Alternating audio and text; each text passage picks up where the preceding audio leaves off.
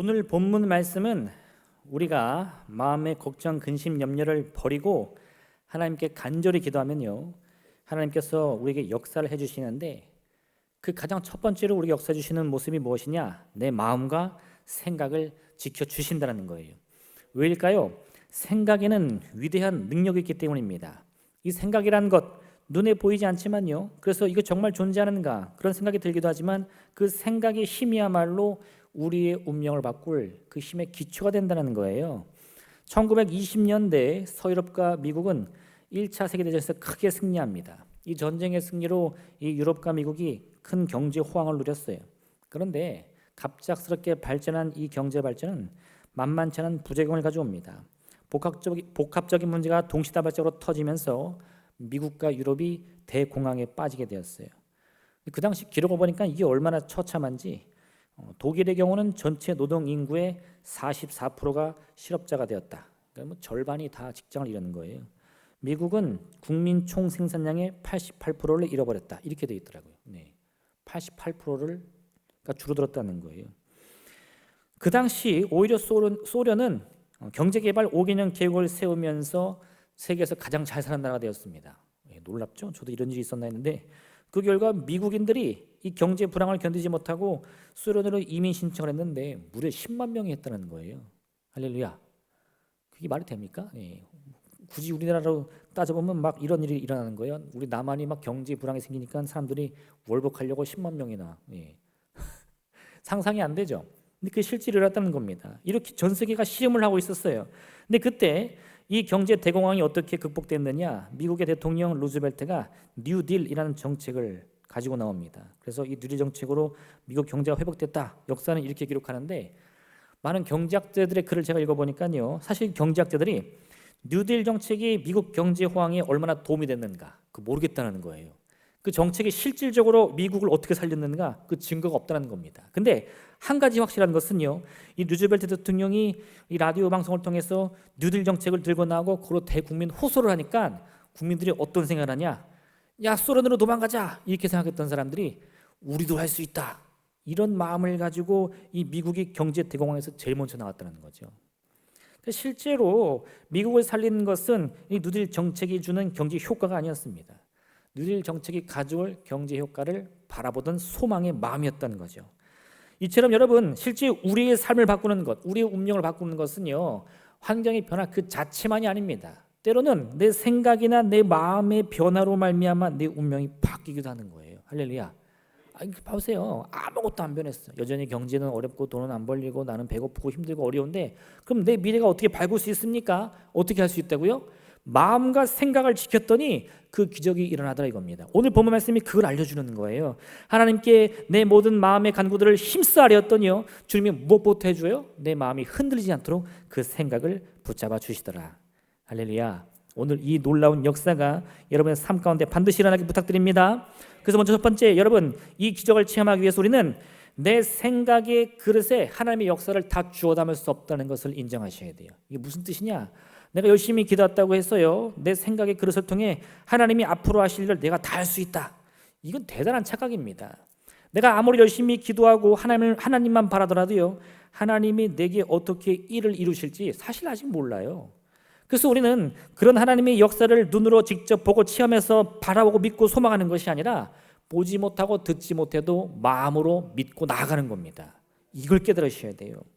사도 바울이 얼마나 대단한 사람입니까? 그는 참으로 이 지식이나 학식 누구에게 뒤지지 않는 사람이었습니다. 그런 그가 예수님을 구세주로 영접하자 이 기독교에도 놀라운 변화가 일어났어요. 이 바울이 정말 그 똑똑한 머리를 가지고 여기저기 전 세계 이방인들 향해 그리스도의 복음을 전합니다. 근데 한 번은 이 바울이 아테네로 갔는데, 이 아테네는 그 당시 전 세계에서 가장 똑똑한 사람들이 다 모였던 곳이에요. 스토아 철학자, 에피쿠로스 학파의 사람들 다 만났는데, 이 사람들은 지식에 대한 향유를 굉장히 좋아합니다. 이 새로운 얘기를 하면은 그래, 그게 좀 한번 들어보자 이러는 거예요. 그래서 바울이 저 밑에 유대인의 나라에서 와가지고 자기가 새로운 돈을 전한다 했더니 이 철학자들이 바울을 초대해서 한번 해보고 싶은 얘기 다 해봐라 하는 거예요. 바울이 옳다구나, 내가 이 사람들 앞에서 그리스도의 복음을 전하면 이 그리스도 전체가 흔들리고 아테네가 이 그리스도의 도성으로 거듭나겠구나 하고요, 열심히 복음을 전하는데, 그 결과를 성경은 이렇게 전하고 있어요. 그들이 죽은 자의 부활을 듣고 어떤 사람들은 조롱하더라. 할렐루야. 바울이 어떻게 됐어요? 조롱받다가 떠납니다. 예. 바울이 예수님을 만난 건 기적에 가까웠거든요. 그런 다메섹으로 가던 길에 이 하나님 예수 그리스도의 음성과 그 모습을 보면서 내 평생에 살아온 길이 잘못됐구나, 이걸 회개하면서 온전히 예수님을 핍박하다가 예수님께 그 생명을 걸기로 결심한 사람이에요. 그러니 그 경험이 얼마나 대단했겠습니까? 근데 그런 마음을 품고 이 철학자들 앞에서 그리스도의 복음을 열심히 설명했는데 아무도 듣지 않는다는 겁니다. 네가 무슨 말하는지 모르겠다, 그런 얘기는 내가 들어본 적이 없다, 죽었던 사람이 어떻게 다시 살아나냐, 그러면서 오히려 이 바울이 조롱거리가 되고 그것을 떠날 수밖에 없었다는 거예요. 왜 그렇습니까? 바울이 경험한 것은 진짜예요. 예수님을 만났습니다. 그런데 그거를 내 말로 내 지식으로 설명하려고 하니까 누구도 듣지 못하더라 이거예요. 그럼 예수님이 가짜입니까? 내가 가짜입니까? 예수님이 가짜일 리가 없죠. 그 놀라운 기적의 경험을 내 생각으로는 다 담아낼 수가 없었던 거예요. 바울이 그걸 깨달았어요. 그리스도의 복음을 전한다는 것은 지혜로, 능력으로, 철학으로 안 됩니다. 그럼 뭐로 해야 되죠? 전도에 미련한 것으로. 할렐루야, 할렐루야. 그래서 말 잘한다고 전도되는 게 아니에요. 제가 말을 잘하는 것 같아요, 못하는 것 같아요? 할렐루야. 대답 잘하셔야 됩니다. 그런 능력으로는 죽었다 깨도 역사가 안 일어난다는 거예요. 그럼 진짜는 뭡니까? 이후에 이 바울은 어떤 일을 겪죠? 이 바울이 몸이 아파가지고 하나님께 기도하는데 낫질 않는 거예요. 하나님, 어찌 내가 손을 얹고 기도하면 그들의 귀신이 쫓겨나고 병이 낫고 내 손수건만 만져도 병이 나는데 저는 왜 고침 못 받습니까? 하나님 뭐라고 그러시죠? 너의 약할 때 강합니다. 그래서 바울이 새로운 걸 깨달았어요. 내가 해야 할 일은 내 지식으로, 내 능력으로 할 것이 아니라 나의 약함을 자랑하며 하나님의 강함을 증거해야겠구나. 그걸 깨닫자 바울이 역사를 일으키는 거죠. 여러분, 우리의 생각으로는 하나님의 역사를 다 담아낼 수가 없습니다. 이것은 우리가 어리석고 부족해서가 아니라 오히려 하나님이 너무 크시기 때문이에요. 하나님은 바라보기만 해도 우리에게 감동을 주시는 분이지 내가 그분을 온전히 알고 깨달아서 믿을 수 있는 분이 아닙니다.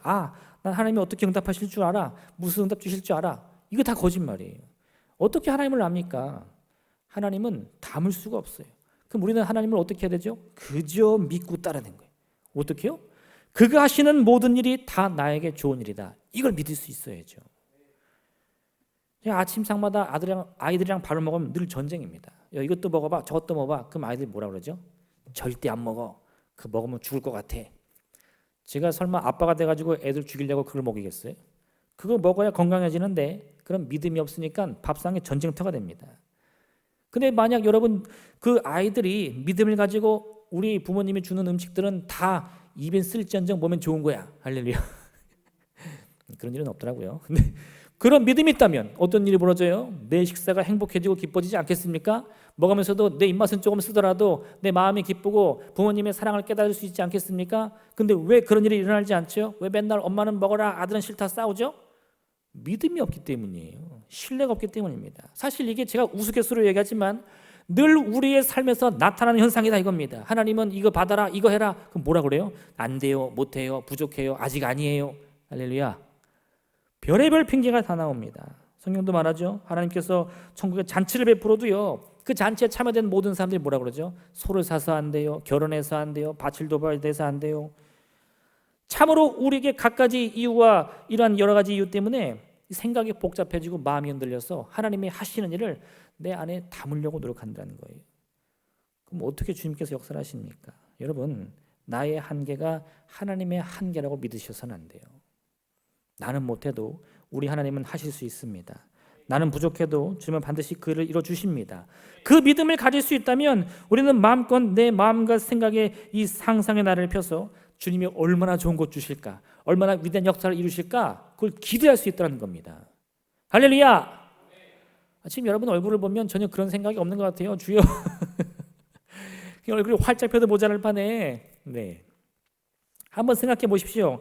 내가 정말 하나님께서 이 놀라운 일들을 이루실 것을 마음으로 굳게 믿는데 어떻게 우리 마음 가운데 염려와 걱정, 근심이 있을 수 있겠습니까? 당장은 내가 지금 마음이 괴롭고 힘이 들더라도요, 마음에 기대감이나 소망이 넘친다면 얼굴이 이그러지지 않아요. 염려, 걱정, 근심하지 않습니다. 딸이 병들어 죽게 되었을 때 야이로는 실망하고 절망합니다. 근데 예수님은 뭐라고 그러시죠? 두려워하지 말고 믿기만 하라. 아니 어떻게 지금 내 사랑하는 딸이 죽었는데 그런 말씀하실 수 있어요? 이게 사람 같으면 마음이 속상해가지고 예수님께 비난을 퍼부을 수도 있는데 그건 예수님이 무슨 일을 하실지를 전혀 모르기 때문인 거예요. 세상을 모르는 건 예수님이 아니라 우리 자신입니다. 아니 주님 지금 제 앞길이 막혀가지고 망하게 되는데 지금 주님께서 하시는 말씀이 맞습니까? 낙심을 버리라고요? 소망을 가지라고요? 그럼 왜 진작 역사하지 않았습니까? 별 원망이 다 나오죠. 근데 그거는 내 생각 속에 주님을 담으려고 하는 그 어리석음 때문이다 이거예요. 하나님을 내 생각에서 자유롭게 하나님 역사하실 수 있도록 보내드리면요, 기대하지 못한 역사가 나를 찾아오는 겁니다. 나는 우리 병든 딸이 고침받기 원했는데 그 병에 깊어 죽게 된 딸이 마치 잠들었던 아이처럼 다시 깨어나더라 이거예요. 그게 하나님께서 우리를 위해 예비하신 일입니다.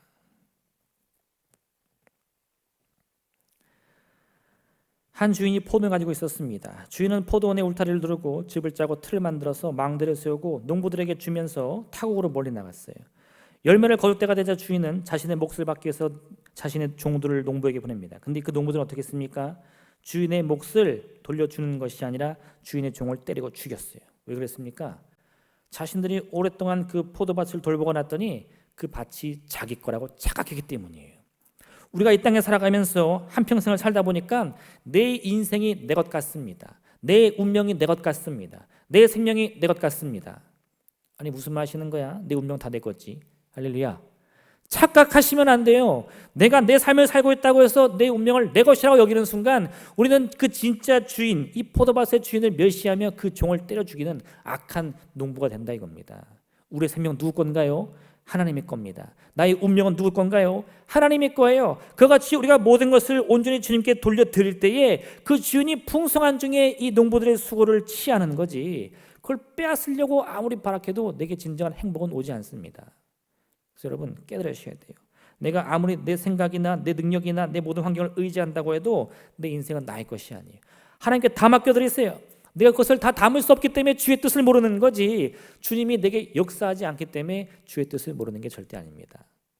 그래서 여러분, 하나님은 내 생각 속에 담을 수 없다, 그 자체만 인정하시면 돼요. 그러니까 내가 모를 때에도, 깨닫지 못할 때에도 하나님이 역사하고 계시겠지, 나를 위해 일하시겠지, 반드시 나에게 좋은 것 주시겠지, 이 귀한 믿음을 마음으로 품기를 부탁드립니다. 두 번째, 그래서 여러분, 그런 놀라운 하나님의 역사는 우리가 보지 못하는 이 순간에도 이미 시작되었다는 것을 꼭 기억하셔야 됩니다. 하나님은 언제 응답 주시나요? 나에게는 보이지 않습니다. 그 응답이 너무나 더디 오는 것 같아요. 그러나 여러분, 내가 보지 못하고 내가 듣지 못하는 그 순간에도 하나님이 여전히 변함없이 나를 위해 일하고 계시는 거예요. 이미 그 우리의 간구의 응답은 나에게 다가오고 있는 겁니다. 내가 깨닫지 못하는 것뿐이에요. 그래서 오늘 본문은 뭐라 그럽니까?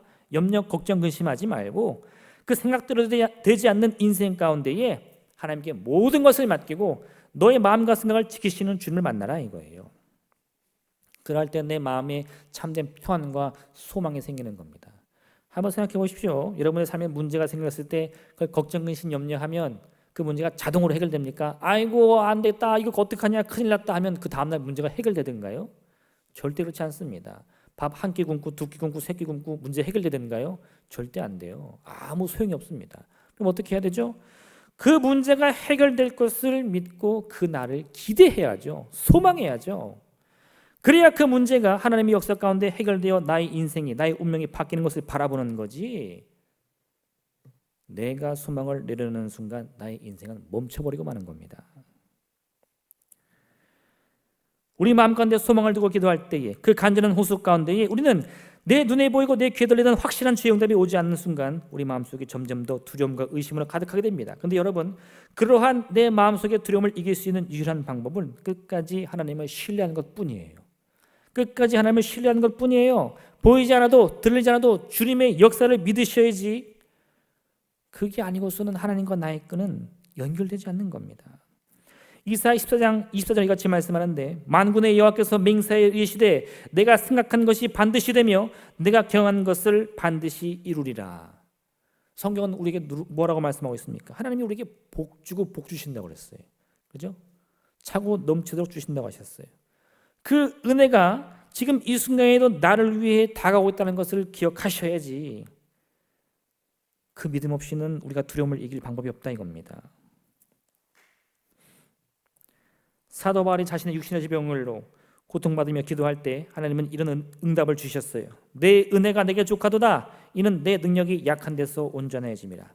그 말을 들었을 때 바울은 마음으로 깊이 서운해하며 슬퍼할 수도 있습니다. 아니, 하나님 너무하신 것 아닙니까? 수많은 사람들의 병을 고치시면서 왜 이렇게 충성된 당신의 종은 고치지 않습니까? 이거 억울할 수 있잖아요. 내가 가장 먼저 하나님의 일을 하고 있는데 왜 나에게 응답 안 주시고 다른 사람들에게 응답이 됩니까? 할 수 있는데 바울은 그렇게 생각하지 않았어요. 이 응답의 참된 의미가 뭔가, 그 고민 가운데에 하나님의 자신이 담아내지 못한 하나님의 뜻을 찾아내는 거죠. 그게 뭐죠? 그러므로 내가 그리스도를 위하여 약한 것들과 능욕과 궁핍과 박해와 곤고를 기뻐하노니 이는 내가 약한 그때의 강함이라. 이 말씀을 오해하시면 안 됩니다. 바울이요, 능욕받고 궁핍받는 걸 좋아한다는 게 아니에요. 나는 고통을 즐겨요. 이거는 좀 정상이 아닌 거죠. 그런 뜻이 아니고요. 그런 고통과 괴로움이 다가올 때 이 바울이 그런 고통 속에서도 낙심하지 않고 원망하지 않고 마음으로 기뻐하며 평안할 수 있는 것은, 그것이 내 약함을 통해 하나님의 강함을 증거하고 나타낼 기회라고 여기기 때문이라는 겁니다. 나는 말이 어눌해요. 나는 부족한 게 너무 많아요. 그럼에도 불구하고 나의 이런 어리석은 모습을 통해서 이 바울은 그리스도의 예수의 이름을 의지하여 선포하기만 하면 귀신이 떠나가고 병든 자가 고침받는 역사를 체험했다는 거예요. 사람들이 바울을 뭐라고 그랬습니까? 바울은 그런 잘 쓰지만 말이 어눌하고 외형이 보잘것없다, 이렇게 말을 했어요. 그러니까 사람들이 그를 조롱하고 있었습니다. 아니, 저 사람은 하는 그 행동을 보면 하나님이 위대한 종처럼 보이는데 어찌 저렇게 얼굴도 참 별로고 말도 늘 더듬고 뭐 별로 별 볼 일이 없는 사람이네, 그런 생각이 들었다는 거죠. 근데 바울이 그것을 속상하게 여긴 것이 아니라 이런 나조차도 하나님이 들어쓰시니까 놀라운 기적의 도구가 되더라, 하나님이 역사를 일으키는 도구가 되더라, 그걸 깨달았다는 겁니다. 그랬더니 어떤 일이 벌어져요? 사람들 조롱 가운데도 거기에 마음 흔들리며 이렇게 저렇다 흔들릴 것이 아니라 마음으로 기뻐하며 주님의 뜻을 이루어 주옵소서, 주의 역사를 이루어 주시옵소서, 주의 기적을 베풀어 주시옵소서, 이런 넘치는 감사의 제목이 나왔다는 거죠. 하나님의 응답이라는 것은요, 언제나 우리가 기대하는 대로의 응답이 아닙니다. 때로 하나님의 계획은 우리의 생각을 넘어서는 거예요. 내가 다 담아낼 수 없을 만큼, 내가 아무리 상상해도 그 그림을 다 그릴 수 없을 만큼 너무 크고 위대한 것입니다. 누가복음 6장 38절은 이렇게 말씀하는데, 주라, 그리하면 너희에게 줄 것이니 곧 후회되어 누르고 흔들어 넘치도록 하여 너희에게 안겨주리라. 우리는 이러한 일들을 기적이라고 부르는 겁니다. 기적이란 무엇입니까? 나의 생각을 넘어서는 일입니다. 나의 통제를 넘어서는 일입니다. 내가 할 수 없는 일들을 경험하는 것이에요. 우리가 때로는 나의 삶이 내 뜻대로 되기를 바랄 때가 너무 많아요. 내 인생이 내 생각대로 되면 얼마나 좋을까? 그러면 정말 나는 아무 걱정 근심 없이 살 텐데. 여러분, 그런 인생엔 조금의 기적도 나타날 수가 없는 거예요. 왜? 기적이라는 것은 이미 내 생각이나 능력을 넘어서는 일들인데, 그런 일은 바라지도 않고 내 뜻대로만 되게 해주세요, 내 생각대로만 되게 해주세요 하는데 그게 무슨 기적입니까? 그건 그냥 내 틀에 갇힌 인생일 뿐이에요. 모세가 바로 앞에서 하나님의 말씀을 전했을 때 애굽의 왕 바로는 모세의 말에 전혀 귀를 기울이지 않았습니다. 오히려 그는 이 모세가 하는 말을 듣더니 너희 이스라엘 민족이 게으르다 라고 그들을 비난하면서 평소보다 작업량을 2배로 늘리라고 명령했어요. 그 소식을 들었더니 이스라엘 사람들이 화가 나서 모세와 아론을 이렇게 비난합니다. 그들이 이르되 너희가 우리를 바로의 눈과 그의 신하의 눈에 미운 것이 되게 하고 그들의 손에 칼을 쥐어 우리를 죽이게 하는도다. 여호와는 너희를 살피시고 판단하기를 원하노라. 이스라엘 백성들은 모세에게 뭐라고 말했냐? 너 말하지 마, 가만히 있어. 무슨 네가 하나님의 선지자야. 너는 아무것도 할 줄 몰라. 너 때문에 괜히 우리 삶만 더 고달퍼졌어.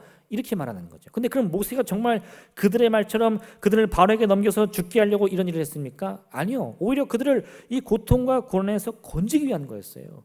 하나님의 역사를 이루기 위한 것이었습니다. 근데 그걸 바라보지 못하니까요, 이 모세가 하는 모든 일들이 별로 마음에 들지 않는 거예요. 왜 저런 말을 하지? 왜 저런 행동을 하지? 제 말 없으면 되는데. 마음에 별 원망이 다 드는 거죠. 그런데 여러분, 백성들이 그렇게 원망 불평만 가득한 그 순간에도 하나님은 이 어리석은 이스라엘 백성들을 버리지 않고 끝까지 역사해 주시는 거예요. 누구 뜻대로 하는 겁니까? 백성의 뜻대로요? 아니요, 하나님의 뜻대로. 할렐루야. 이게 우리에겐 은혜예요. 우리의 인생은 하나님의 것입니다. 하나님의 뜻대로 이루어지기 때문에 우리가 염려할 것이 없는 거지, 내 뜻대로 인생은요 정말 생각만 해도 끔찍한 삶이 되고 마는 거예요. 그 사실을 깨달아야 돼. 그러므로 우리는 온전한 믿음을 가지고 하나님의 참된 뜻을 기대하며 소망해야 됩니다. 내가 비록 바라지 못하고 그것이 내 능력이나 한계를 넘어서는 일이라 할지라도 끝까지 포기하지 말고 소망할 수 있어야 돼요.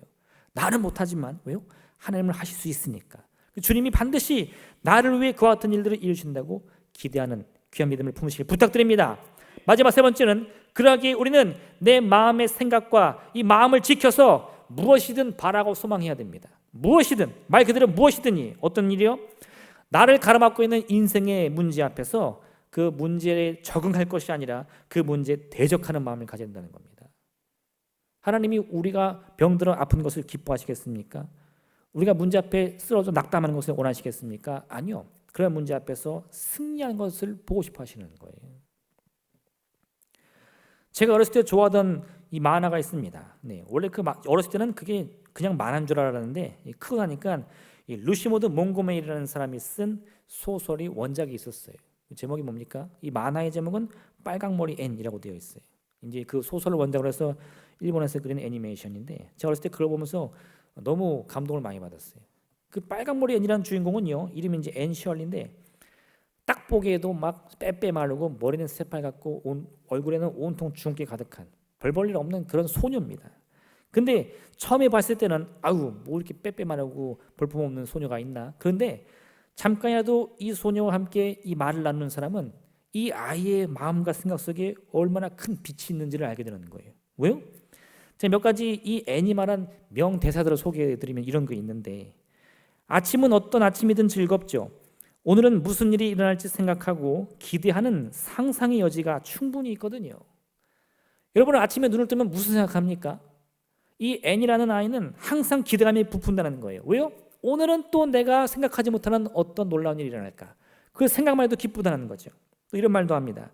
린드 아주머니는 아무것도 기대하지 않은 사람은 아무런 실망도 하지 않으니 다행이야 라고 말씀하셨어요. 하지만 저는 실망하는 것보다 아무것도 기대하지 않는 것이 더 나쁘다고 생각해요.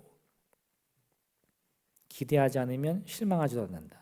근데 이 앤 셜리가 보기에 그 말은 너무 나쁘다는 거예요. 왜? 실망하지 않기 위해 기대조차 포기하는 인생이 무슨 의미가 있냐 이겁니다. 하나만 더 소개해드립니다. 정말로 행복한 날이란 멋지고 놀라운 일들이 일어나는 날이 아니라 진주알들이 하나하나 한 줄로 끼어지듯이 소박하고 자잘한 기쁨들이 조용히 이어지는 날들인 것 같아요. 행복한 날은 언제라고요? 우와 오늘 대단해 이런 날이 아니라 작은 기쁨들이 하나하나 뭉쳐서 그 하루를 가득 채워주는 날이야말로 인생에서 가장 소중한 날이다 이겁니다. 이게 바로 그 소녀의 매력이었어요. 어떤 매력이요? 그 생각이나 마음의 크기가 사람들의 상상을 뛰어넘습니다. 기대하지 못하고 전혀 예상하지 못한 일들을 아무렇지도 않게 말하며 실행하는 것이 그 아이의 매력이었다는 거예요. 우리도 마찬가지입니다. 우리 자신의 인생이 생각대로 되지 않는 인생이라고 생각이 된다면 우리는 그것을 어떻게 받아들입니까? 내 인생은 정말 내 생각대로 된 게 하나도 없어. 뭐 이런 저주받은 인생이 있나? 이렇게 여기시나요? 아니면 생각지도 못한 일이 이렇게만 일어나나? 하나님이 날 너무 사랑하시는가 보다. 할렐루야. 이렇게 생각하십니까? 네. 그 생각의 차이로 인해서 똑같은 상황과 그 환경 속에서도 누구는 늘 원망과 불평을 또 염려와 걱정을 품어가지만 누군가는 늘 그 매일 아침이 행복으로 가득한 매일 아침이 너무 놀라운 일들로 가득한 기적의 날들이 된다 이거예요. 세렌디피티라는 말 들어보셨습니까? 뭔가 찾아보니까 무언가 목표를 향해 달려가다가 큰 실수와 실패를 경험했는데 우연히도 그런 실패가 생각지도 못한 위대한 발견으로 연결되는 경우를 이 세렌디피티라고 표현하더라고요. 보니까 우리가 요즘에는 일상생활에서 사용하는 것들, 뭐 고무, 다들 잘 아시죠? 나일론, 또 바세린 로션, 이게 뭐냐? 이게 세렌디피티라는 거예요. 뭐죠? 처음에 사람들이 고무를 발명하려고 한 게 아니에요. 다른 제품을 발명하려고 했는데 대실패를 경험합니다. 그래서 뭐 이상한 끈적끈적하게 나와서 끝났다, 나는 망했다 했는데 거기서 잠깐 생각을 바꿔서 그럼 이 끈적끈적한 걸 어떻게 사용할까? 그래서 고무가 나왔다는 거예요. 무슨 화학적 실험을 하다가 미끈미끈한 뭐가 나와가지고 이거 뭐야 완전히 실패했네 했는데 그게 뭐예요? 그게 바세린 로션이 됐다는 거예요. 이렇게 의도치 않게 탄생한 새로운 물질들, 처음에는 그것을 실패라고 생각했습니다. 완전히 낙심하여 내가 망했다고 자포자기하는 그 생각 속에 포기하지 않고 그 새로운 것들을 품고 새로운 꿈을 꿨더니 어떤 일이 벌어져요? 생각지도 못한 기적이 일어나다 이거예요. 그것이 우리의 인생입니다. 우리는 생각대로 되지 않는 답답한 인생을 사는 운명이 아니라 생각에서 벗어날 일도 능히 기대하며 소망할 수 있는 기적 같은 삶을 살고 있는 운명이다 이거예요. 할렐루야, 할렐루야. 틀이라는 것은 울타리, 벽, 그죠? 이런 것들은 때로 우리에게 안정감을 주기도 합니다. 여기가 뻥 뚫렸다고 생각해 보세요. 그러면 아우, 이거 추워서 어떡하나 걱정되죠. 비 오면 어떡하나 걱정되죠. 근데 때로는 그런 뻥 뚫린 공간이 이 갇혀있는 나의 답답함을 확 풀어주면서 정말 저 높이, 하늘 높이, 저 우주 높이 나를 바라보게 하는 소망의 근거도 된다 이거예요. 저 자연 환경에 가가지고 반짝이는 별을 볼 때 무슨 느낌이 드시나요? 집구석이 좋은데 이러시나요? 아니잖아요. 정말 와 너무 멋지다. 가슴이 뻥 뚫린다. 왜요? 생각지도 못한 나의 생각을 넘어서는 혹은 나의 마음이나 능력조차 넘어서는 그 일들이 그저 내가 두려워야 할 대상이 아니라 내가 참으로 누려야 할 하나님의 은혜인 것을 내가 깨달았기 때문인 겁니다. 내 생각에는 분명히 한계가 있어요. 내 능력에도 한계가 있습니다. 근데 여러분 그게 우리 운명의 한계는 아니에요. 나는 할 수 있는 일이 있고 할 수 없는 일이 분명히 있는 사람이지만 그게 내 운명은 아니다 이겁니다. 왜요? 내가 마음을 지키고 생각을 지켜서 그 할 수 없는 일에 대한 꿈을 포기하지 않으면 하나님이 나를 위해 일하시기 때문이라는 거죠. 바울이 그걸 깨달았어요. 그래서 염려하지 말고 걱정하지 말고 어떻게 해요? 앞이 막혀 있다면 그 실패를 경험하게 됐다면 거기 멈춰서 무릎 꿇고 포기하지 말고 이제는 그 모든 것을 나보다 크신 하나님께 맡기며 하나님이 역사를 기대하면 하나님이 내 마음과 생각을 지켜 나에게 새로운 운명을 선물로 주신다 이거예요. 우리가 기대하는 것은 바로 그것입니다. 오늘 이 자리에 우리가요 내 능력대로 내 생각대로 살기 위해 이 자리에 오신 분은 한 분도 없을 줄로 믿습니다. 우리 뭘 기대하고 왔죠? 내 능력도 넘어서는 일, 기대하지도 못한 일, 생각조차 담을 수 없는 그 놀라운 기적을 꿈으로 품고 오신 줄로 믿습니다. 놓치지 마세요. 꽉 붙들고 오직 담대한 믿음을 가지고요 그리스도의 십자가 앞에 나와서 간절히 기도하시길 바랍니다. 그럴 때 여러분 우리의 인생은 하나님의 기적으로 가득한 놀라운 삶이 될 줄로 믿습니다. 우리는 우리 자신의 생각조차 넘을 수 있는 힘이 있습니다. 이를 위해서 우리가 반드시 품어야 할 것은요 바로 주님에 대한 확고한 신뢰와 믿음이에요. 나는 할 수 없지만 하나님은 반드시 나를 위해 해주십니다. 그 믿음이 있기 때문에 아무것도 보지 않고 아무것도 들지 않는 그 절망 속에서도 남들은 말하죠. 너는 망했어. 야 무슨 그런 꿈을 꿔. 되는 일이 하나도 없는데 이렇게 말하죠. 근데 우리는 아니에요. 지금은 되는 일이 없지만 주시는 이도 하나님이시고 거두시는 이도 하나님이시고 오직 하나님의 영광 받으면 나는 반드시 잘 될 거야. 그 믿음 가지고 오늘도 우리는 이 환경의 유혹 가운데에 당당히 맞서게 될 줄로 믿습니다. 우리 인생의 주인은 하나님이십니다. 우리는 그 같은 고백을 품고 있기 때문에 우리는 절대 생각대로 되는 인생이 아니라 생각으로도 담을 수 없는 인생을 살게 될 줄로 믿습니다. 지금은 보이지 않고 지금은 들리지 않아도요 하나님의 역사는 이미 시작되고 있습니다. 그 놀라운 응답을 반드시 누리시기를 부탁드립니다. 반드시 여러분의 것을 만드시길 부탁드립니다. 그러므로 말미암아 우리 마음가에는 언제나 기쁨이 넘치고 평안이 넘치는 복된 삶을 사시기를 주님의 이름으로 축원드립니다. 이 시간 함께 기도하겠습니다. 오늘 함께 이 마음을 품고요 하나님 참으로 내 생각을 넘어서는 역사를 이루어 주시옵소서. 지금 나를 두렵게 하는 일들, 낙심케 하는 일들, 그 문제가 무엇이든 염려하지 말며 이제는 주 앞에 맡겨 하나님의 그 크고 등하신 팔이 역사하실 수 있도록 주여 믿음으로 주님 붙들게 하여 주옵소서.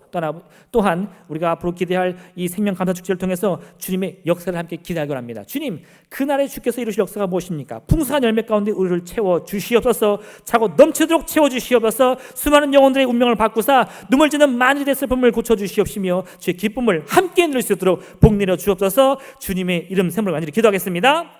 주여